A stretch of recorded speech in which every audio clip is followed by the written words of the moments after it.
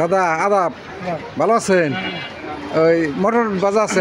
হ্যাঁ, আমার 1 কেজি মটর ভাজা দেন। ঠিক আছে।